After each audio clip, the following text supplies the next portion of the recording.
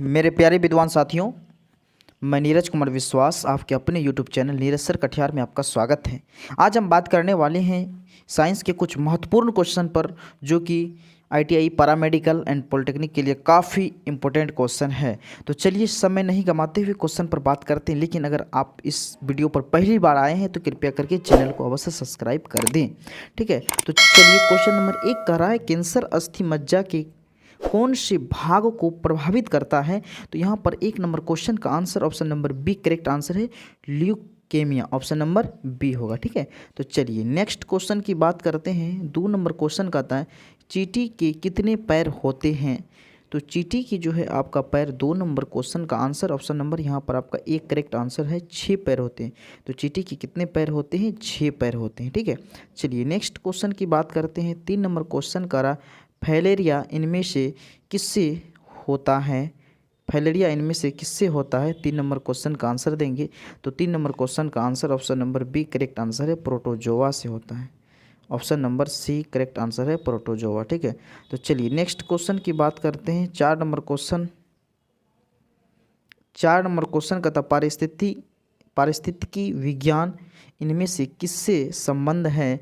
तो 4 number question, तो option number यहाँ पर आपका सी करेक्ट आंसर है, जीव और वातावरण के बीच संबंध, ठीक है। जीव और वातावरण के बीच संबंध स्थापित करता है कौन, पारिस्थितिकी विज्ञान करता है। चलिए नेक्स्ट क्वेश्चन की अगर हम बात करते हैं, 5 नंबर क्वेश्चन का आता है, सुस्काचिकोव का मनुष्यों में प्रकोप किस विटामिन की कमी से होता है। तो 5 नंबर क्वेश्चन का ऑप्शन नंबर यहाँ पर आपका डी करेक्ट आंसर है, विटामिन सी। क्या होगा, विटामिन सी। विटामिन सी का रासायनिक नाम जो होता है आपका एस्कर्बिक एसिड होता है, ठीक है, एस्कर्बिक एसिड, ठीक है। चलिए विटामिन सी की कमी से एस्कर्बी रोग। चलिए नेक्स्ट क्वेश्चन, ठीक है, इसके बारे में थोड़ा सा जान लेंगे आपको। शुष्का की छोप का मनुष्यों में प्रकोप जो होता है वह विटामिन सी की कमी के कारण होने वाला एक रोग होता है। ये विटामिन मानव में कोलेजन के निर्माण के लिए आवश्यक होता है। इसमें शरीर खासकर जांघ और पैर में चटकते पड़ जाते हैं, ठीक है। तो चलिए नेक्स्ट क्वेश्चन की अगर हम बात करते हैं और इसके बारे में अगर आप जानना चाहेंगे, तो कोलेजन एक स्वाभाविक रूप से पाए जाने वाले प्रोटीन का समूह है। प्रकृति में यह जानवरों में विशेष रूप में पाया जाता है। यह संयोजी ऊतक का मुख्य प्रोटीन है। यह स्तनपायियों में प्रचुर मात्रा में पाए जाने वाला प्रोटीन है, जो सामान्य समग्र शरीर की प्रोटीन सामग्री के लगभग 25 से 35% अंश बनाता है। चलिए नेक्स्ट क्वेश्चन, प्रोटीन में ऊर्जा कुपोषण का परिणाम क्या है। प्रोटीन में ऊर्जा कुपोषण का परिणाम क्या होता है, 6 नंबर क्वेश्चन का आंसर देंगे। तो यहाँ पर 6 नंबर क्वेश्चन का आंसर ऑप्शन नंबर यहाँ 1 करेक्ट आंसर है, बाल 6 मरासम, ऑप्शन नंबर बाल 6 मरासमम्स, ऑप्शन नंबर 1 करेक्ट आंसर है। चलिए नेक्स्ट क्वेश्चन की अगर हम बात करते हैं, 7 नंबर क्वेश्चन कहता है, निम्नलिखित में से किस स्थान पर जी गुरुत्वाकर्षण का मान सर्वाधिक होता है। तो किस स्थान पर गुरुत्वाकर्षण का मान सर्वाधिक होता है। तो 7 नंबर क्वेश्चन का ऑप्शन नंबर डी, अंटार्कटिका के कैंप में। किसका, अंटार्कटिका के कैंप में, ऑप्शन नंबर यहाँ पर आपका डी करेक्ट आंसर है, ठीक है। तो चलिए नेक्स्ट क्वेश्चन की बात करते हैं, 8 नंबर क्वेश्चन की बात करते हैं। तो 8 नंबर क्वेश्चन में है आपका, शरीर के किस अंग की खराबी से मधुमेह रोग का प्रकोप होता है।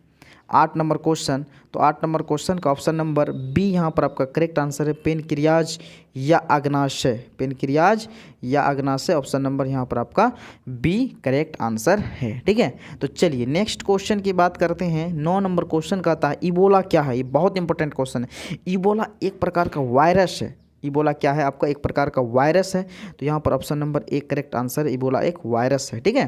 तो चलिए नेक्स्ट क्वेश्चन की बात करते हैं। 10 नंबर क्वेश्चन, 10 नंबर क्वेश्चन कहता है, घेंगा रोग आयोडीन की कमी से होता है। यह निम्न में से किस क्षेत्र में व्याप्त हो जाता है। घेंगा रोग आयोडीन की कमी से होता है, यह निम्न में से किस क्षेत्र में व्याप्त हो जाता है। तो 10 नंबर क्वेश्चन का option number B correct answer है, पहाड़ी क्षेत्र में। कौन सा क्षेत्र में, पहाड़ी क्षेत्र में, option number B correct answer है, ठीक है। तो चलिए नेक्स्ट क्वेश्चन की बात करते हैं। 11 नंबर क्वेश्चन का रहा, विटामिन ए मुख्यतः कहाँ संग्रहित होता है। विटामिन ए कहाँ संग्रहित रहता है। तो 11 नंबर क्वेश्चन का option number D correct answer है, लीवर में, यकृत में। सबसे बड़ी ग्रंथि यकृत होती है। शरीर की सबसे बड़ी ग्रंथि यकृत होती है और शरीर की सबसे छोटी ग्रंथि बोलेगा तो पीयूष ग्रंथि। और पीयूष ग्रंथि कहाँ पाया जाता है? तो पीयूष ग्रंथि आपका मस्तिष्क में पाया जाता है। ठीक है, तो चलिए नेक्स्ट क्वेश्चन की बात करते हैं। 12 नंबर क्वेश्चन कह रहा है आपका, मादा क्यूलेक्स मच्छर निम्नलिखित में से किस रोग की वाहक है? तो 12 नंबर क्वेश्चन का ऑप्शन नंबर है बी, करेक्ट आंसर है फाइलेरिया। 12 का ऑप्शन नंबर बी, फाइलेरिया। ठीक है, तो चलिए नेक्स्ट क्वेश्चन की बात करते हैं। ठीक है, 13 नंबर क्वेश्चन का था, थायराइड ग्रंथि का स्थान कहाँ है? थायराइड ग्रंथि का स्थान कहाँ है? 13 नंबर क्वेश्चन का आंसर देंगे तो थायराइड ग्रंथि का जो स्थान है वो आपका गला है। थायराइड ग्रंथि ना, जिससे घेंगा बीमारी होती है। ठीक है, आयोडीन की कमी से कौन सा रोग होता है? तो घेंगा रोग होता है। इंसुलिन नामक हार्मोन की कमी से कौन सा रोग होता है? तो मधुमेह रोग होता है। ठीक है, चलिए तो यहाँ पर option number B correct answer है, थायराइड ग्रंथि का स्थान गला है। ठीक है, तो चलिए नेक्स्ट क्वेश्चन की बात करते हैं। 14 नंबर क्वेश्चन का, साधारण नमक का रासायनिक नाम निम्नलिखित में से क्या है? साधारण नमक का रासायनिक नाम तो सोडियम क्लोराइड है। साधारण नमक का रासायनिक नाम NaCl है। NaCl साधारण नमक, ऑप्शन नंबर यहाँ पर आपका सी करेक्ट आंसर है। ठीक है, चलिए इसी को टेबल साल्ट कहते हैं, क्योंकि बिहारी का स्टाइल है ऊपर से नमक खाने का ना। देखिएगा कभी कभी होटल में जाइएगा ना, आपको एक डिब्बा में टेबल पर रखा होता है नमक। अगर आपको लेना है ऊपर से लीजिए, नमक मिर्च लीजिए, डालिए, कोई दिक्कत नहीं है। ठीक है, इसीलिए इसको टेबल साल्ट कहा जाता है, क्योंकि टेबल पर पर्याय दिखाई पड़ता है ना। तो चलिए 14 नंबर क्वेश्चन का option number C correct answer है, सोडियम क्लोराइड, जिसको साधारण नमक कहते हैं। ठीक है, तो नेक्स्ट क्वेश्चन की बात करते हैं। 15 नंबर क्वेश्चन कहता है, ध्वनि निम्न में से किसमें नहीं चल सकती है? तो निर्वात में ध्वनि नहीं चलती। ध्वनि चलने के लिए माध्यम की आवश्यकता होना बहुत जरूरी है, लेकिन प्रकाश के लिए किसी माध्यम की जरूरत नहीं होती। माध्यम है तो बढ़िया है, माध्यम नहीं है तो भी बढ़िया है, लेकिन ध्वनि के लिए माध्यम आवश्यकता है। यही कारण एक प्रश्न पूछा जाता है कि एक बम चंद्रमा पर विस्फोट होता है तो पृथ्वी पर कै घंटे बाद सुनाई देती है? 24 घंटे, 48 घंटे, 12 घंटे वगैरह वगैरह, क्योंकि आवाज़ सुनाई पड़ेगा ही नहीं। क्यों? क्योंकि वहाँ जो है निर्वात का कंडीशन है, क्योंकि अगर आपको पता है ध्वनि निर्वात में नहीं गमन कर सकती है, तो इसीलिए यहाँ पर निर्वात का मतलब कुछ नहीं, वायु का कोई माध्यम नहीं है वायु का। तो यहाँ पर option number D correct answer है। निर्वात वैसे चीज़ों को कहते हैं, जैसे मान लीजिए एक सिरिंज है, उससे सारा वायु निकाल लीजिए, अब वह क्या हो गया? वैक्यूम में आ गया, निर्वात में आ गया। जहाँ हवा का मात्रा, जहाँ हवा क्या कुछ नहीं है, तो ऐसे स्थान को क्या कहा जाता है? निर्वात कहा जाता है। ठीक है, तो 15 का डी करेक्ट आंसर है। चलिए नेक्स्ट क्वेश्चन, 16 नंबर क्वेश्चन कह रहा है आपका, शरीर की सबसे बड़ी हड्डी कौन है? शरीर की सबसे बड़ी हड्डी का नाम बताना है। ऑप्शन दिया गया स्टेप फीमर के शुरू और कपाल हड्डी। तो यहाँ पर शरीर की सबसे बड़ी हड्डी की बोलेंगे, लंबी हड्डी बोलिए, तो वह आपका जांघ की हड्डी होती है, फीमर। फीमर कहाँ पर पाया जाता है? जांघ पर पाया जाता है, जांघ की हड्डी को फीमर कहते हैं। ठीक है, चलिए option number B correct answer है। चलिए नेक्स्ट क्वेश्चन की बात करें। 17 नंबर क्वेश्चन का था, एक कार्बन क्रेडिट समतुल्य है। एक कार्बन क्रेडिट समतुल्य है 7 नंबर क्वेश्चन। तो यहाँ पर 7 नंबर क्वेश्चन का 17 नंबर क्वेश्चन का option number C correct answer है, 1000 kg CO2। ठीक है, वायुमंडल में CO2 की मात्रा कितना होता है? तो 0.03% होता है, 0.03% होता है। ठीक है, तो चलिए नेक्स्ट क्वेश्चन 18 नंबर क्वेश्चन,